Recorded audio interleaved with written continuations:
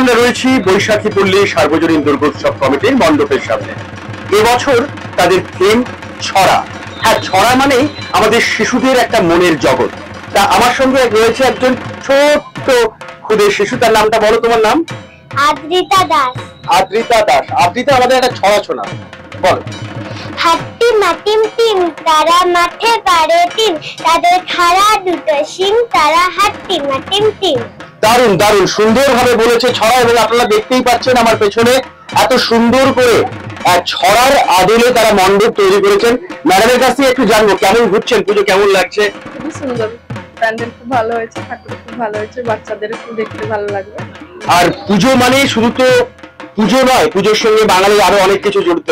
তা কেমন লাগছে আর কি করছেন পুজো কয়দিন? 4 দিন খাওয়া দাওয়া ঘোরাঘুরি? ওই খাওয়া দাওয়া, বাচ্চাদের নিয়ে ঘুরে বেড়ানো, প্যান্ডেল দেখা, ঠাকুর দেখা, খাওয়া দাওয়া, এই আর কি, ভালোই কাটছে।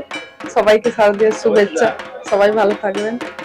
একদম। তা ওনারা যেটা জানালেন যে পুজো মানেই খাওয়া দাওয়া আর তার সাথে ঘোরাফেরা, পুজো মানেই বাঙালির সবচেয়ে আনন্দের সময়। এবারে চলে আসুন আমরা মণ্ডপে প্রবেশ করি। যে কথা বলছিলাম, মনে হচ্ছে এক ছড়ার জগতে চলে এসছে। যেদিকেই তাকাবেন শুধু আমাদের ছেলেবেলায় আবার ফিরে যাওয়া, আবার সেই ছড়ার জগতে চলে যাওয়া। এরকম একটি থিমের চিন্তা ভাবনা কিভাবে এলো? আমরা শৈশবে যে সবে ছড়াগুলো পড়েছি, বা এখন ছোট ছোট ছেলেমেয়েরা ইউটিউব বা বিভিন্ন ফেসবুক মানে সোশ্যাল মাধ্যমে দেখে থাকে, সেগুলো আমরা মণ্ডপের মাধ্যমে তুলে ধরার একটা চিন্তা ভাবনা আমাদের হঠাৎ আছে। তার থেকে এইরকম মণ্ডপ সজ্জা করার একটা চেষ্টা। এবারে কততম পুজো আপনাদের? 16তম বর্ষ। 16তম পুজো। আর পুজোর পাশাপাশি আর কি কি থাকছে সমাজসেবামূলক? সমাজ সেবামূলক কাজ আমাদের তো খুব অল্প বাজেটে পুজো, খুব একটা সেরকম কিছু নেই। ছোট্ট একটা সাংস্কৃতিক অনুষ্ঠান ব্যবস্থা করে আছে। আর এবছর শিশুদের একটা আনন্দের কেন্দ্রবিন্দু হয়ে দাঁড়িয়েছে আপনাদের মণ্ডপ, এ ব্যাপারে কি বলবেন? অবশ্যই আমরা উদ্যোক্তা হিসাবে খুবই ভালো লাগছে, যাতে আরো পরবর্তীকালে আমরা শিশুদের চিন্তা ভাবনা তুলে ধরতে পারি, তার জন্য আমরা চেষ্টা চালাবো।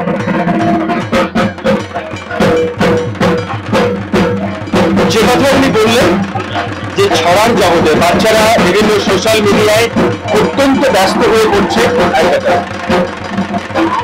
যে কথা উনি বললেন যে আমাদের বাচ্চারা মোবাইলে আসক্ত হচ্ছে, সেই আসক্তি থেকে তাদেরকে বের করে নিয়ে আসার জন্য এই ছড়ার জগতে তাদেরকে এনে ফেলা হয়েছে। আবার তারা যেন সেই ছড়াগুলোকে তাদের মনে মনে বলতে থাকে এবং তাদের কল্পনার জগতে তারা বিচরণ করতে পারে। দেখ বাবাজি দেখবি নাকি, দেখ রে খেলা দেখ চালাকি, বুঝের বাজি ভেলকি ফাঁকি, পর পর পড়বি পাখি থাক। সত্যি ছোটবেলাতেই আমরা চলে গেছি।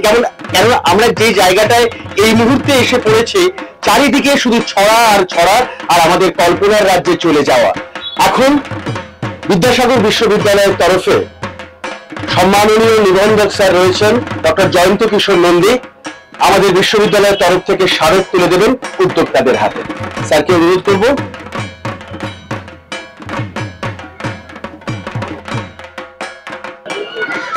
এবারের বেতার বিদ্যাসাগরের পুজো পরিক্রমা এখানেই শেষ হলো।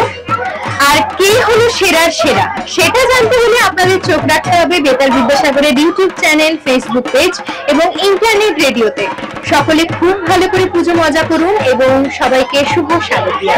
তাই তাই তাই মামার বাড়ি যাই, মামার বাড়ি ভারী মজা, কিল চর নাই। তাই অদ্রিজা যে কথা বলছিল, পুজো আসলে তাই মনটা উড়ু উড়ু করতে থাকে। কিন্তু অবশ্যই চোখ রাখবেন আমাদের বেতার বিদ্যাসাগরের ফেসবুক পেজে এবং আমাদের ইউটিউব চ্যানেলে এবং ইন্টারনেট রেডিওতে আপনারা পাবেন আমাদের সঙ্গে। থাকুন, ভালোবাসায় থাকুন, পুজো খুব ভালো করে কাটান, ভালো থাকুন, ভালোবাসায় থাকুন।